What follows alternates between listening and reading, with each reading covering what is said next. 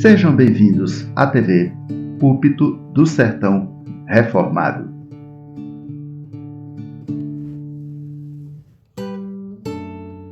O livro dos Atos dos Apóstolos, capítulo 19. Encerraremos essa exposição panorâmica desse capítulo com o tema: na medida em que a igreja avança, as portas do inferno desabam. As portas do inferno cedem. As portas do inferno desmoronam. Na medida em que a igreja avança. Lembremos-nos, pois, que em Mateus 16, Cristo olhou para Pedro, depois daquela confissão doxológica: Tu és o Cristo, o Filho do Deus vivo. Aí Cristo diz: Bem-aventurado és, Simão Barjonas, porque não foi carne e sangue que tu revelaram, mas o meu Pai que está nos céus. Mateus 16. Pois eu te digo que tu és Pedro, e sobre esta pedra eu edificaria a minha igreja. Promessa: e as portas do inferno não ficarão de pé diante dela. A morte, e uma aplicação estendida, e todos os demônios do mundo não impedirão o seu avanço. E aqui você vai para o livro dos Atos dos Apóstolos, já é a terceira quinta-feira nesse capítulo, e nós encontramos justamente essa promessa se cumprindo. A igreja avançando em Éfeso e as portas sendo desmoronadas. O inferno até tenta segurar e impedir o avanço da igreja, mas não consegue. E aí perguntamos à igreja há 8 dias, apenas relembrando aqui a lista. Nós não vamos novamente comentar o que já foi comentado, senão vamos ficar mais uma quinta-feira, mais uma quinta, próxima quinta, Atos 19, não dá também, não é? Bom senso pastoral. Nós aprendemos isso também em homilética, em teologia pastoral. Mesmo sendo palavra de Deus, precisamos avançar. Logo no primeiro versículo tem um detalhe aí que nós chamamos a atenção. Paulo chega em qual cidade? Diz o texto aí. Éfeso. As ações que levaram as portas do inferno ruírem em Éfeso: a primeira, amando a cidade com a minha presença. Amando a cidade com a nossa presença. Paulo se fez presente em Éfeso. Eu estou lendo um livro que foi lançado recentemente por um pastor presbiteriano também, que é uma bênção. Uma igreja para a cidade. Uma igreja para a cidade. A primeira igreja presbiteriana, ela é uma igreja para os petrolinenses, para os juazeirenses. Precisamos amar a nossa cidade com a nossa presença. Agora, uma presença que faz a diferença. Vós sois a luz do mundo, disse Cristo. Mateus 5. Não se esconde uma cidade edificada sobre o monte, nem se acende uma vela e coloca debaixo do velador, mas para alumiar os que estão na casa. Então, Paulo chegou em Éfeso como luzeiro. Ele amou a cidade com a sua presença, mas uma presença iluminadora. Uma presença que refletia a luz do sol da justiça, Jesus Cristo. Ele chegou em Éfeso como luzeiro. Falamos já isso. Segundo, passa o versículo aí, queridos. A segunda ação lá em Éfeso, que levou as portas do inferno ruírem, elas não conseguiram impedir o avanço. Atos 19, e a partir do versículo 2. Encontrando ali alguns discípulos, perguntou-lhes: vocês receberam o Espírito Santo quando creram? Ao que eles responderam: pelo contrário, nem mesmo ouvimos que existe o Espírito Santo. Prossigamos a leitura. Paulo perguntou: então, que batismo vocês receberam? Eles responderam: o batismo de João. E o diálogo continua. Paulo explicou: João realizou o batismo de arrependimento, dizendo ao povo que cresce naquele que viria depois dele, a saber, em Jesus.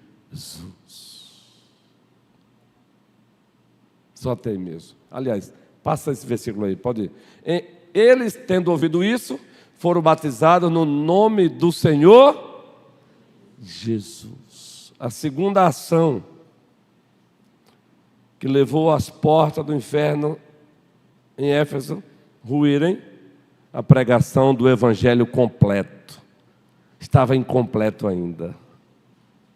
Paulo chega e anuncia o evangelho todo, o evangelho completo.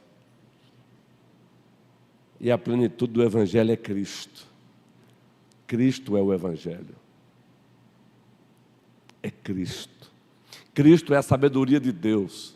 Cristo é o poder de Deus. Cristo é a loucura de Deus. Cristo é a fraqueza de Deus, que é mais forte do que os homens. Está lá, primeira carta aos Coríntios, primeiro capítulo. Ele pregou o evangelho todo. O evangelho sobre o qual Paulo, escrevendo à igreja de Roma, disse: não me envergonho do evangelho. É o poder de Deus para a salvação de todo aquele que crê.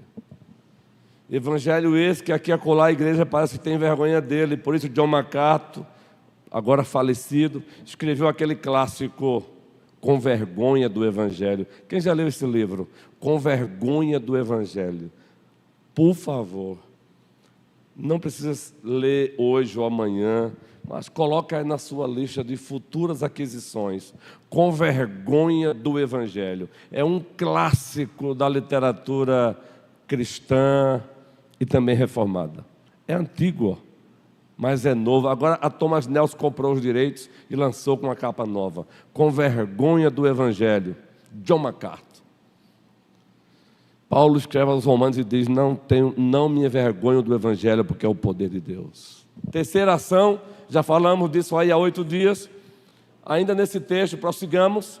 A terceira ação que levou as portas do inferno ruírem, lá em Éfeso. A primeira, Paulo amou a cidade com a sua presença iluminadora. Segundo, pregação do evangelho completo, Cristo. A terceira ação, eles, tendo ouvido isso, foram batizados no nome do Senhor Jesus Cristo. Prossigamos a leitura, versículo 6. E quando Paulo lhes impôs as mãos, o Espírito Santo veio sobre eles. O Espírito Santo veio sobre eles. Terceiro, é impossível derribar as portas do inferno, ou derrubá-las, ou fazê-las desmoronar, sem a ação soberana e poderosa do Espírito Santo. Primeira carta aos Coríntios, capítulo 12, versículo 3, Paulo disse: ninguém pode dizer Senhor Jesus se não for por obra do Espírito Santo. Ninguém pode dizer anátema Jesus se dizendo ser obra do Espírito Santo. Ninguém amaldiçoa Jesus dizendo que é obra do Espírito. Mas também ninguém confessa Jesus verdadeiramente se não for por obra do Espírito Santo. Aí nós temos pessoas que confessaram Jesus como Senhor e Salvador. E nós sabemos que isso foi obra do Espírito Santo. Não dá. Nós, reformados, acreditamos na terceira pessoa da Santíssima Trindade. Eu vou citar aqui 1 trilhão de vezes, ou melhor, usando a linguagem hiperbólica, já citei aqui 1 trilhão de vezes. Spurgeon subia as escadas do presbitério ou do púlpito. Esse espaço aqui é chamado também de presbitério ou de púlpito, e ele subia as escadas, muito especialmente naqueles tempos. Imagine na Inglaterra, coisa linda a arquitetura. Ele subia dizendo: eu creio no Espírito Santo, eu creio no Espírito Santo, eu creio no Espírito Santo. Quarto lugar, recapitulando ainda, o texto diz o que aí? E quando Paulo lhes impôs as mãos, o Espírito Santo veio sobre eles, e tanto falavam em línguas como profetizavam. E aí, pegando um gancho aí com essa fala, eu já prometi que vamos um dia tratar sobre os sinais e credenciais dos apóstolos. Aí você tem sinais e credenciais dos apóstolos. O apóstolo chegando, impondo as mãos, e o Espírito Santo descendo, sinais e credenciais dos apóstolos. Mas não quero me ater a essa temática agora. Sinais e credenciais dos apóstolos. Por isso que a literatura que eles escreveriam seriam aceitas como literatura de Deus, porque eles mostraram sinais e credenciais. Mas eu quero me ater à questão dos dons. As portas do inferno ruíram em Éfeso, porque o Senhor concede dons aos seus discípulos.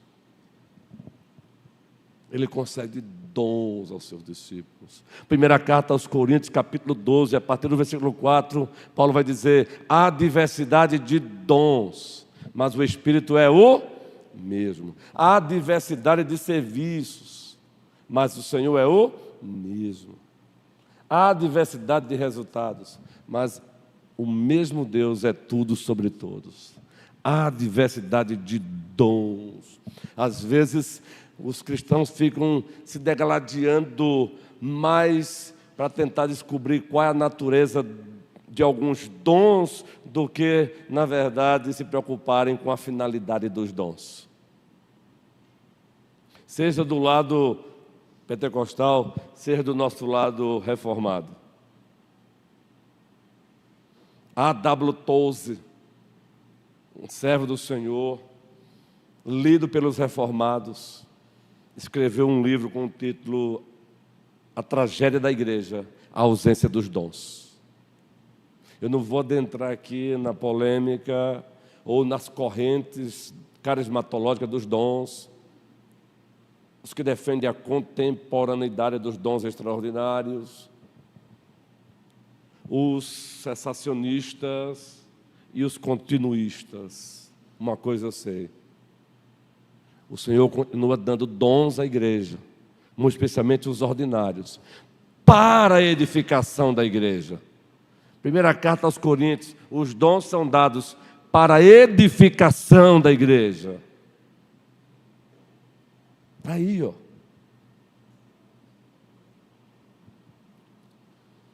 Como nós reformados temos uma certa dificuldade de falar de carismatologia. A carismatologia é a disciplina que estuda a origem, a natureza e os propósitos dos dons. Eu sei que o nosso problema é porque em algumas correntes evangélicas o mau uso é terrível. Só que a gente acha que o remédio para o uso errado é deixar de usar, de mencionar. Não é, gente.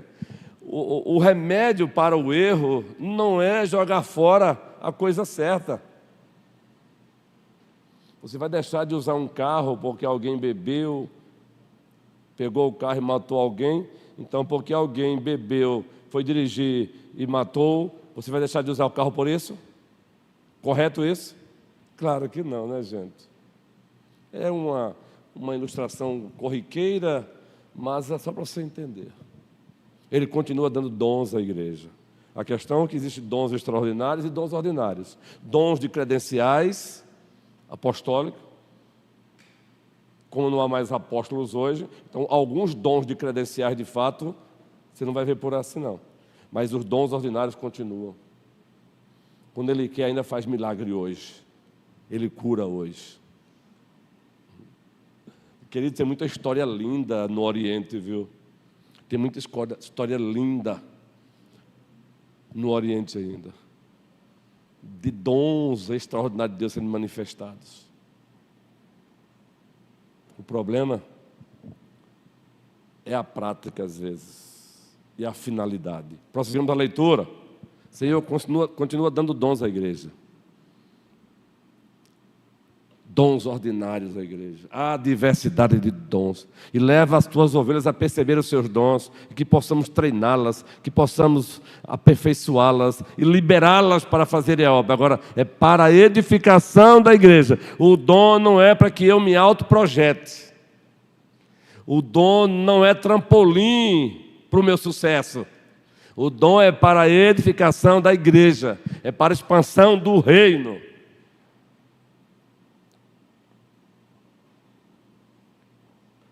Prosseguimos a leitura. Era o autor de uns 12 homens. E aí vamos lá. Durante 3 meses, agora preste bem atenção. Durante 3 meses, Paulo frequentou a sinagoga, onde falava ousadamente, discutindo e persuadindo a respeito do reino de Deus. uma outra ação que levou as portas do inferno a ruírem em Éfeso, ou pelo menos a recuarem. Qual é a ação que você encontra aí? Isso. Qual é a ação? Você pode dar o nome que você quiser, o importante é a substância.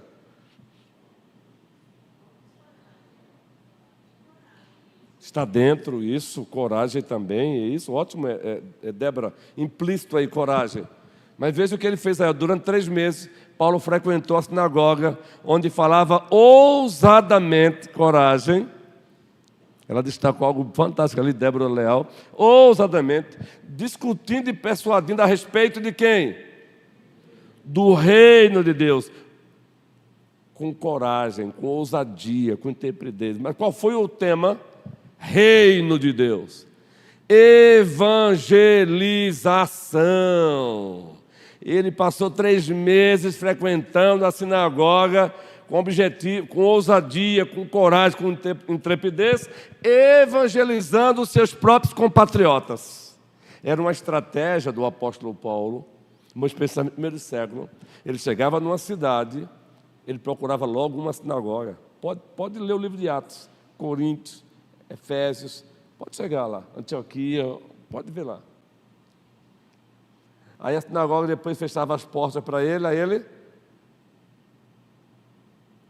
estendia o ministério. Evangelização. 3 meses ali falando do reino. Reino barra Jesus, Jesus é barra reino. Não separe o reino de Jesus, nem o Jesus do reino, gente. Evangelização e com ousadia, com intrepidez, no poder do Espírito Santo. As portas não irão ruir com balelas, com superficialidades, com oba-oba. É com uma evangelização substanciosa, evangelização contínua. Eu quero aqui abrir aqui um parênteses. E com muito cuidado, porque agora na era do YouTube, meu amigo, antigamente sem YouTube você ficava tranquilo, né? Nunca estava gravado, para não deixar lacunas.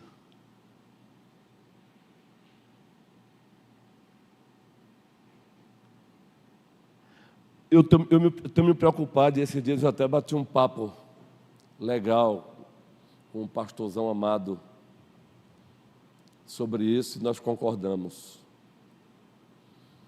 Por esse Brasil afora, eu me preocupo com alguns plantadores de igreja. Porque o caminho está aí, ó. 3 meses. Fazendo o que, gente? Evangelizando e sendo estrategista. 3 meses aonde, gente? Aonde? Na sinagoga. Agora é só para os plantadores? Não, é para a igreja também aqui.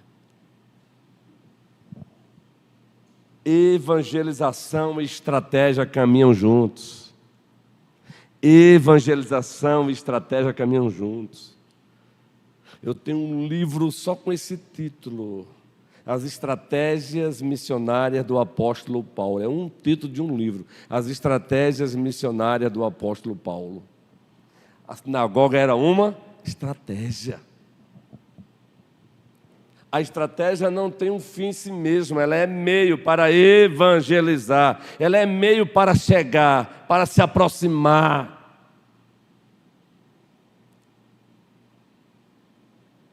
Agora, veja, destacamos aí num texto só, Débora destacou ousadia, falamos aí de evangelização, falamos de estratégia, mas tem uma palavrinha implícita aí. Eu tenho falado com frequência, tenho dado dica. Leia o texto, nu e cru, mas procure ver o que está explícito, o que salta aos nossos olhos, procure perceber o que está implícito e o que está nas entrelinhas. Tem algo mais aí que você percebe desse... Uma palavrinha que está embutida aí durante 3 meses. Isso, perseverança. Ele poderia fazer apenas uma vez. Perseverança. Perseverança. Frequência. Bom, o que eu quero que vocês atentem aí é evangelização ousada, corajosa, evangelização estratégica e perseverança. Sabe qual é um dos nossos problemas como igreja?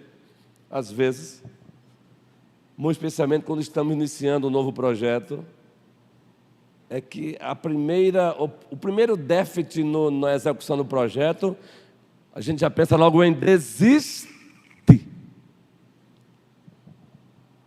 Nós estamos tão imersos na eclesiologia do espetáculo do século XXI,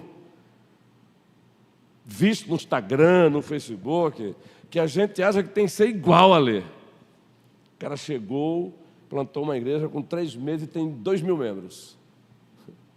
Então, se não está sendo igual, o cara desanima mesmo. Eu falei esses dias para um colega, um pastorzão, sobre isso. Segura a barra, calma, não é assim não. Não pega essas referências não. Com exceção de alguma, esses 2.000 membros em um ano, 99,9% são arrastões de membros. O cara traz um cantorzão famoso, traz um pregadorzão famoso, aí membros de outras igrejas vão lá para o evento de inauguração, no outro domingo não aparece de volta mais não nas suas igrejas. Isso é plantação por arrastão de membros. Graças a Deus é diferente do que esse pastorzão está fazendo aqui na cidade e tantos outros não farão. Mas às vezes esses pastores de Deus ficam como que frustrados, guerreirão. Poxa, estou aqui, nada, vai com calma, é artesanal mesmo. Uma hora vinga. Uma hora vinga. Agora tem que ter o quê? Evangelização ousada, corajosa, estratégica e perseverante. Só aí daria um sermão textual. A evangelização e seu desdobramento. Definiria o conceito de evangelização, daria base escriturística, Antigo e Novo Testamento, características: corajosa, estratégica e perseverança. Conceito de evangelização e características: ousada ou corajosa, estratégica e perseverança. É o famoso sermão temático textual. Está tudo nesse versículo aí. Mas a gente acha que evangelizar se resume ao Zaqueu, Minha Cidade para Cristo, que acontece uma vez por mês. Gente, isso também, mas se a igreja for esperar o Zaqueu, Minha Cidade para Cristo, uma vez por mês, e às vezes nem acontece uma vez por mês, em virtude das agendas, não. Tem gente precisando, queridos. Querido, tem gente precisando nesse centro de Petrolina. Tem gente precisando nesses bairros, guerreiro. Tem gente precisando. Prossigo a leitura. Pode falar, Carlos. Microfone para o guerreiro. Não é bom para os outros ouvirem, mas com certeza vai ter. Esse versículo que o senhor acabou de falar, aí diz 3 meses, né? Aí 3 meses pode parecer pouco, mas quando chega no versículo seguinte, aí a gente vê o quanto o apóstolo Paulo persistiu. E o versículo seguinte é a próxima ação. Excelente. Parece ser pouco, né, guerreirão? É verdade. Excelente. Boa, prossigamos agora. Aí vem agora a próxima ação, o que leva as portas do inferno ruírem, e o Carlos já adiantou muito bem. Mas como alguns deles se mostravam teimosos e descrentes, queridos, prestem bem atenção. No processo de evangelizar, vai ter gente que crê, vai ter gente que não vai crer, vai ter gente que vai ser indiferente e outros vão se opor mesmo. Mas como alguns deles não se mostravam teimosos e descrentes, falando mal do caminho diante da multidão, Paulo se afastou deles. E levando consigo os discípulos, passou a falar diariamente na escola de Tirano. Agora, diariamente, quanto tempo? Próximo texto. Paulo fez isso durante 2 anos. De modo que todos os habitantes da província da Ásia ouviram a palavra do Senhor, tanto judeus como gregos.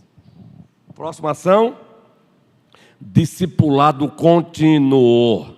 Discipulado contínuo. O discipulado não se resume ao livro que o PH estuda uma vez por mês. O discipulado não se resume, é também isso. O discipulado não se resume à escola bíblica dominical, é também escola bíblica dominical, não se resume. O discipulado não se resume a departamental, que acontece uma vez por mês, é também isso, mas não se resume a isso. Entenderam, gente? O discipulado não se restringe a entre eles e entre elas, é também isso, mas vai para além disso. Discipulado contínuo. Onde é que temos a base bíblica para o discipulado contínuo? Na grande comissão. Bora. A base bíblica para o discipulado contínuo. Aprendizado contínuo. Desenvolvimento contínuo. Lá na grande comissão você encontra a base bíblica. A ordem que é dada até. Bora lá, Breno. Mateus 28. Destaque lá, onde tem a base bíblica para o discipulado contínuo. E desmonta esse conceito de discipulado de a igreja não tem discipulado. Aí você pergunta, como assim? Não, a igreja não tem discipulado. Aí o reverendo Ricardo Agreste diz assim, e estamos fazendo o que aqui? Agora, isso aqui é discipulado. Ao PH estudando o livro, também discipulado. A UMP, entre elas, também discipulado. A SAF departamental, também discipulado. E o UPA, aí discipulado. Ministério de Família, Minha Casa de Deus, Seminário para Casais, discipulado. Conferência para a Família, discipulado. Ministério de Zaqueu, Ministério para Cristo, também. Então, entendeu o conceito errado de discipulado? Aí alguém tem um conceito errado de discipulado e vem com uma pergunta para mim. Aí, dependendo da pessoa, eu tenho pena e compaixão, mas dependendo, aí o bisturi está bem afiadozinho. A igreja não tem discipulado? Eu digo, me explica o conceito bíblico teológico reformado de discipulado primeiro, daí eu vou te responder se ela tem ou não tem. Porque sua pergunta já é toda equivocada.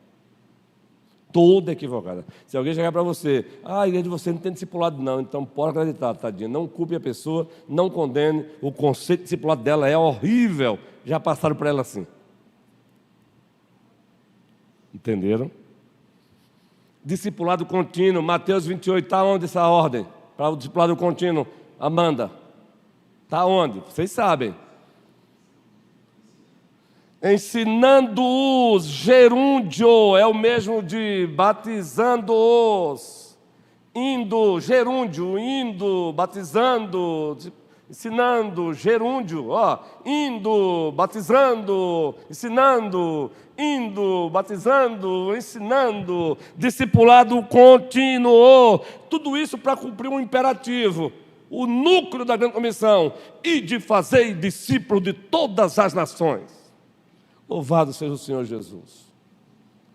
Então, igreja também se faz assim, discipulado contínuo. Então, valoriza a reunião de doutrina da igreja, valoriza a EBD, valoriza o estudo do livro da UPH, da UMP, da SAF. Já estou de olho nos próximos livros aí para vocês aí. A própria UMP seria bom ver aí, quem sabe, entre eles, entre elas, ver um livro aí para o entre eles, entre elas. Agora tem que ser algo gostoso, algo também agradável. A gente tem que ser algo que crie o gostinho de quero mais. Aí, lá em Éfeso. Qual foi o resultado na igreja de Éfeso, desses 2 anos aí? Desse discipulado contínuo. Claro que depois daí, outros servos de Deus passaram por aí. Qual foi o resultado disso? Ele escreve a igreja de Éfeso, anos depois, o Senhor Jesus. O próprio Senhor Jesus manda uma carta para a igreja de Éfeso. Anos depois. Qual é o elogio que ele tece à igreja de Éfeso? Ele tem reprovações. Mas qual é o elogio? Thelma, Cleuma, Jairon, Rickson. Qual é o elogio que ele tece à igreja de Éfeso? A essa igreja aí que Paulo, tome Bíblia, Joelson, cadê Joelson? Bíblia. Qual foi o resultado disso? Qual foi o elogio que ele teceu à igreja de Éfeso? A primeira carta das sete igrejas da Ásia. Zelo pela sã doutrina. Ele elogia a igreja. Entenderam agora? Zelo. Uma igreja, ela tinha um filtro bom demais. Ele até vai dizer, olha, vocês colocaram provaram até alguns apóstolos aí falsos que apareceram por aí, e vocês botaram para correr.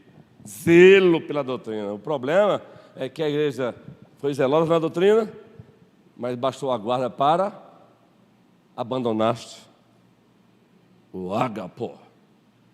Abandonaste o teu primeiro amor. Mas ele elogia a igreja. Isso é fruto disso aí, ó. Isso é fruto disso aí. Entendeu, Érica? Como você disse, pastor, estou passando por um processo maravilhoso. É isso aí. É isso. Entendeu, Neto? Na sua igreja tem discipulado? Eu falo, tem. Quinta-feira, escola bíblica, divisão de classes, culto à noite, leitura do livro, entre eles, entre elas, até tomando um café com meu irmão, gabinete pastoral, isso também é discipulador. Você chama o irmão para sua casa para um almoço, isso também é discipulador, gente. Isso é fantástico demais. Prossigamos a leitura. Eu preciso encerrar hoje, hein? Mas aí dá para encerrar, o capítulo 19. Prosseguindo agora. Deus, todos juntos, pelas mãos de Paulo, fazia milagres extraordinários. Pode passar. A ponto de levar, credenciais apostólicas, grave esse tema, viu? Isso é credencial apostólica. Por isso que as 13 cartas de Paulo foram aceitas como paulinas, credencial apostólica. Aí, a ponto de levar aos enfermos lenços e aventais do seu uso pessoal, diante dos quais as enfermidades fugiam das suas vítimas e os espíritos malignos se retiravam. Segunda carta aos Coríntios, capítulo 11, 12 e 13, Paulo vai fazer referência a essas credenciais que Deus deu a ele. Ele fala sobre as credenciais, está aí. Mas aí eu quero... E os espíritos malignos se retiravam. Eu não quero me ater às credenciais de Paulo. Eu quero me ater, sabe o que aí? As portas do inferno vão sempre ruir quando o poder de Deus se manifesta.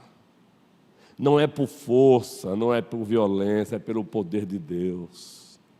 O Senhor usou Zorobabel e disse, não é por força, nem por violência, é pelo poder de Deus. Na primeira carta aos Coríntios, capítulo 1 e 2, Paulo disse, olha, quando eu fui ter convosco, eu nada quis saber, senão Jesus Cristo e este crucificado. Sabe por que hoje tem preferencialismo mundano, carnal, dentro das igrejas? É porque nos esquecemos que se a igreja existe... graças a Cristo. Se ela continua existindo, graças a Cristo. Se ela vai para a glória, graças a Cristo. É somente Cristo e para sempre Cristo. Por isso que a gente vive aí nessa... eu sou dia, eu sou da, eu sou de, eu sou dia, eu sou da. Não, aí Paulo disse, porventura está Cristo dividido? Porventura Paulo morreu por vocês, Apolo morreu por vocês? Quando eu preguei a palavra, eu não preguei com sabedoria humana para que a fé de vocês não se apoiassem no homem, mas no poder de Deus. Foi manifestado o poder de Deus. O poder de Deus foi manifestado em Efésios. Por isso que os muros, precisamos orar, manifesta o teu poder, Senhor. Arranca coração de pedra, coloca coração de carne. Ou será que você não crê que Deus pode fazer com que um camarada preso às drogas, Deus não pode libertá-lo não, queridos? Senhor, liberta, arranca das trevas. Precisamos aprender a orar como presbiteriano também por isso, queridos. Arranca, liberta. Ó Senhor, tantos pais chorando, tantas mães chorando, manifesta o teu poder, principalmente arrancando corações de pedras, colocando coração de carne, fazendo com que esses jovens conheçam e reconheçam Jesus como Senhor e Salvador das suas vidas. Poder de Deus. Prosseguindo a leitura. E alguns judeus, aí vem o outro lado da moeda, e alguns judeus exorcistas ambulantes tentaram invocar o nome do Senhor Jesus sobre as pessoas possuídas de espíritos malignos, dizendo, todos juntos agora, ordenam que saiam pelo poder de Jesus, a quem Paulo prega. Os quais faziam isto, Os que faziam isto eram 7 filhos de um judeu chamado Seva, sumo sacerdote. Mas aí o espírito maligno olhou para eles assim, disseram o que eles? Vamos lá juntos? Mas o espírito maligno lhes respondeu: conheço Jesus e sei quem é Paulo, mas vocês quem são? Tome peia para cima. Próxima ação.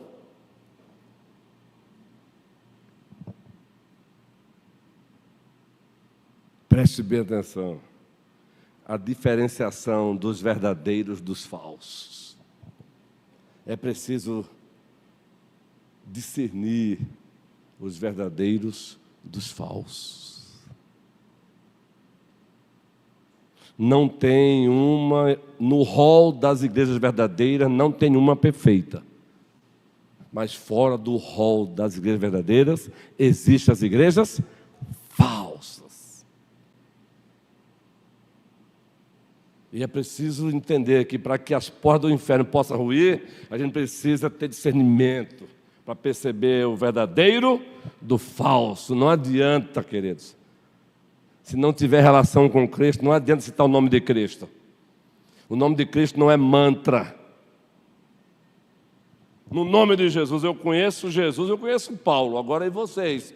Tome pisa. Gente, que cena, hein? Que cena. Agora pode adiantar a leitura, que aí é só narrando isso aí. Em seguida, o que aconteceu aí em Éfeso?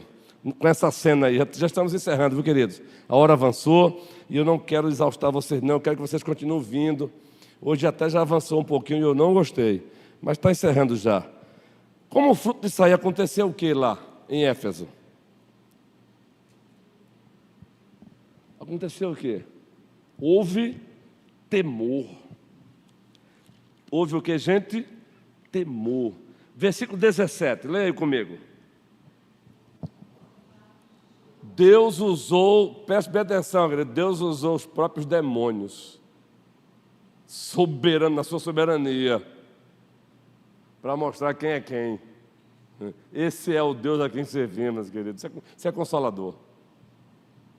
Eu conheço Paulo. Eu sei quem é Jesus, sei quem é Paulo, e vocês? O resultado disso, todos juntos.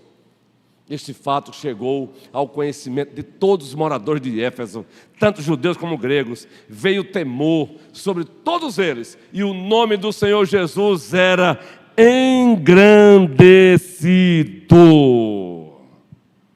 Deus não manifesta poder e nem diferencia o verdadeiro do falso como show. É para engrandecer Jesus Cristo. O poder é para engrandecer Jesus Cristo. O desmascaramento da falsidade é para engrandecer Jesus Cristo. É assim que as portas do inferno acabam ruindo. Mas tem mais uma ação que acontece aí, gente. Tem mais uma ação que acontece em Éfeso. Observe aí. Deixa-me adiantar aqui sobre o arrependimento de muitos. Versículo 25 de Atos 19, vamos lá. Aliás, o 18, acho que o 18 já dá para mim também aqui, vamos lá. O 18 está bom, só o 18. Não vou nem para o 19 não, vamos lá. Muitos dos que creram vieram e em seguida denunciando publicamente as suas próprias obras. Arrependimento, temor, arrependimento verdadeiro, contrição.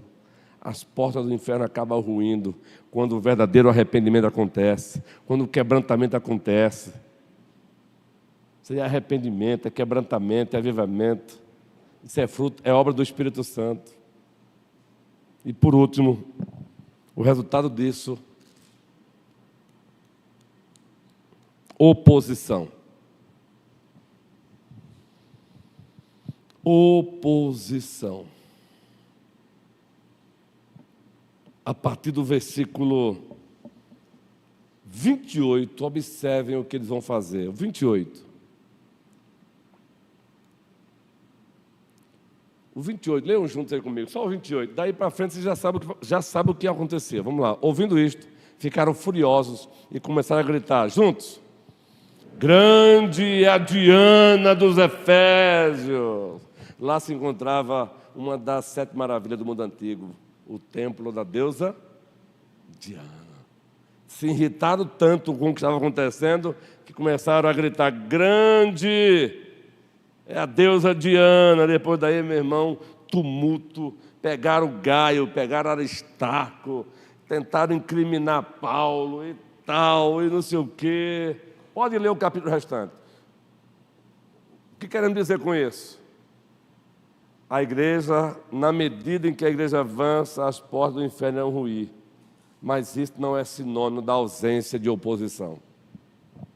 A obra será feita sempre debaixo também de oposição. Oposição. Oposição. Não espere fazer a obra de Deus sem oposição, sem algeriza, sem batalha. Não se iluda com isso. Mas eu não vou encerrar o sermão com uma mensagem assim, porque ainda tem uma ação aí. Quem foi que livrou, quem foi que Deus usou para livrar o Aristarco, o Gaio e a equipe de Paulo de uma porrada mais dura dos opositores? Quem foi que livrou eles? O escrivão da cidade. Ele era crente? Não. Assim como Deus usou Ciro para fazer o seu povo voltar para a terra, Deus usa quem quer. Ele usou o escrivão, mesmo sem querer, querendo, o escrivão protegeu ali o servo de Deus. Deus nos livra da perseguição ou na perseguição, nos livra da morte ou na morte, do problema ou no problema, entendem? Isso é soberania de Deus.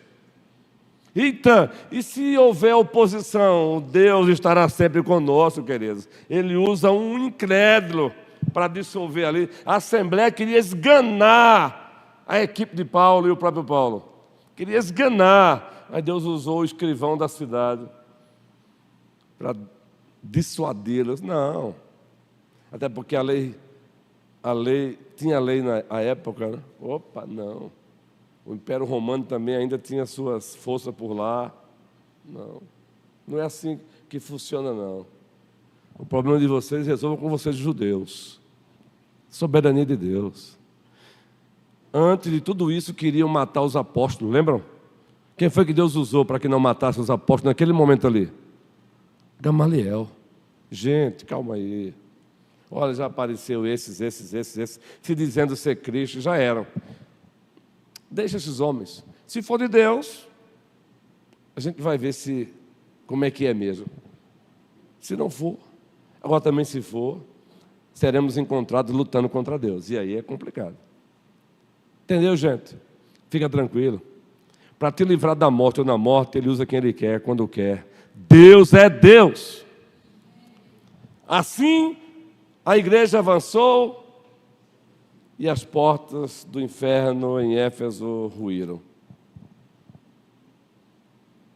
Mas essa mesma igreja não vigiou, foi chamada ao arrependimento. Está lá em primeira carta às 7 igrejas. Se não te arrependeres, eu arrancarei de você o teu candeeiro. E Deus arrancou. Essa igreja local em Éfeso desapareceu. Disciplina de Deus. A igreja do Senhor nunca vai desaparecer, mas uma igreja local, Ele pode discipliná-la e levá-la à extinção. Então, primeira igreja presbiteriana, pés no chão, humildade, quebrantamento, santificação, temor a Deus. Que o Senhor nos abençoe hoje e sempre. E todos dizem amém. Próxima quinta-feira, Atos 20. Oração e palavra, palavra e oração.